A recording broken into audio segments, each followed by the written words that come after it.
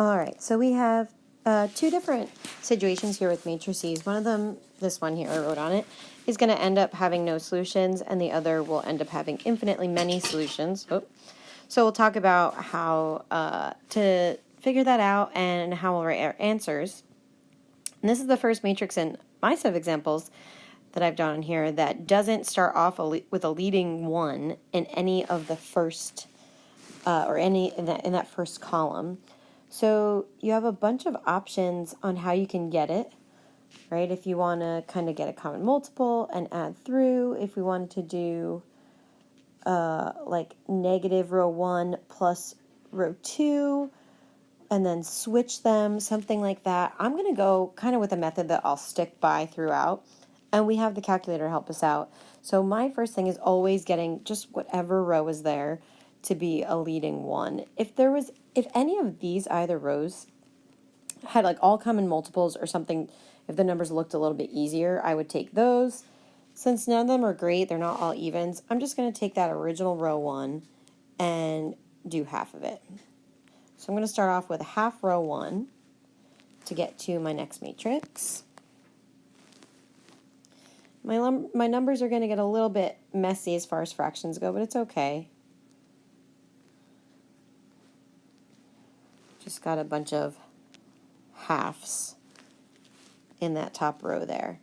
And I didn't change anything else yet. So I'm going to fill these in. Hopefully I'll correctly not make any silly mistakes there. All right, so then I'm going to go back to the same method that I've used in previous examples, which is getting zeros below the leading 1. So I'm going to achieve that by doing the opposite value, so negative 3 times that leading 1 in row 1 plus row 2. And same idea to get rid of that negative 6, we'll do positive 6 row 1 plus row 3. So that'll clear out that first column. Get zeros under the leading 1s. And then again, a little bit messy over here, but we'll survive.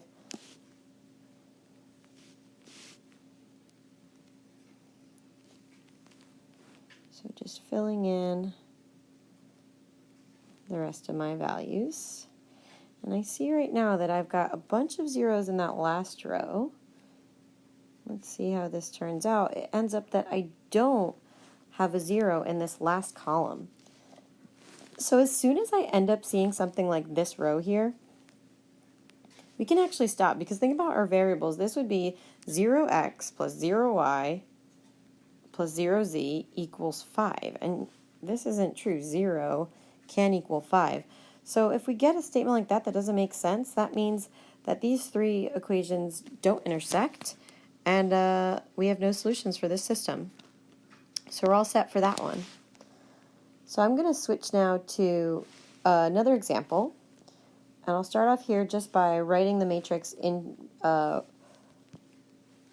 an augmented matrix. I'm actually going to pause and just write it out so I don't waste some time on this video.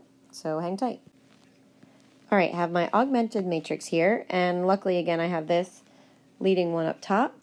So I'm going to clear out the zeros under the leading 1, and I always use that top row, so I'm going to stick with that. So I'll do my negative 4 row 1 plus row 2 to clear out that 4, and 2 row 1 plus row 3 to clear out that negative 2. Write in my new matrix here.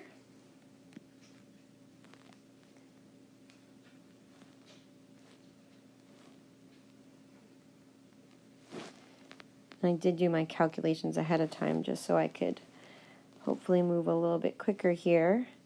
Again, we can use our calculator to help us out or go through. So if we notice now, I got this all 0 row at the bottom of my matrix. So that's a heads up to me that something kind of interesting is going to happen here, but I'm still not done. I still need to get to reduced row echelon form. So my next step, or row echelon form, either way you guys like, but either way I need to get that 8 to a 1. So I'm going to clear out, or just get the 8 to a 1 by doing 1/8 times row 2. And again, we'll have to deal with some fractions, but it's okay.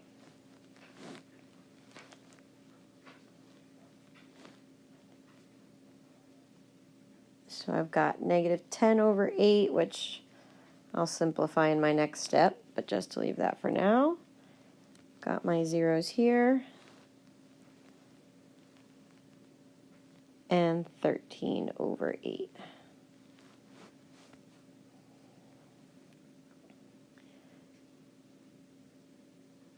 All right, so we're in row echelon form. When we see this all zero row at the bottom, we really do want to go to reduced row echelon form so we can save ourselves from having to substitute a full equation in later. We really want to try to figure out what x and y are if we can. So I'm going to do one last step and clear out this negative 1. Since the leading one in the first column already has zeros under it, we're good there. We just have to get zeros above and below that second leading one. We already have that bottom 0, so only one more step. I'm going to finish up with row 2 plus row 1 to get to reduced row echelon form. So we're looking good in the first two columns, and then I get these values. So I'm going to have a 3/4 up top, a negative 5/4 after I simplify that 10/8. And it looks like our last column will start off with that 11/8 there.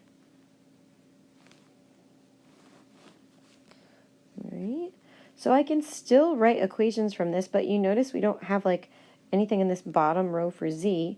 So I'm going to write out what I have here. From the first row, we get an x plus 3/4 times z equals negative 11/8. And our second row gives us y minus 5/4 z equals 13/8. Right, so using these, we can get x and y alone. So my answers are going to be x equals, if I manipulate that first equation, negative 3/4 z plus 11/8. And y, if you notice, we can divide both these variables in terms of z, so that's going to be 5/4 z plus 13/8. All right, I've got x, y. Since z is in both of these, we know that z is an element not of the integers. And here's where our infinite solutions comes in. Z can be any real number, and then x and y depend on it. So everything's still dependent on each other. I can't just pick like 3 random values for x, y, and z. But there are infinite solutions that will work for this. Another way you might see these solutions is, again, as a point. So if I wanted to write that x, I would write that little expression in there. Y, again, writing that expression in there. And z, we just see z. Sometimes you'll see them throw in the z is an element of real numbers, but we're kind of assuming that if they don't put it in there. All right. So there's our infinitely many solutions situation after our no solutions. Good luck with the rest.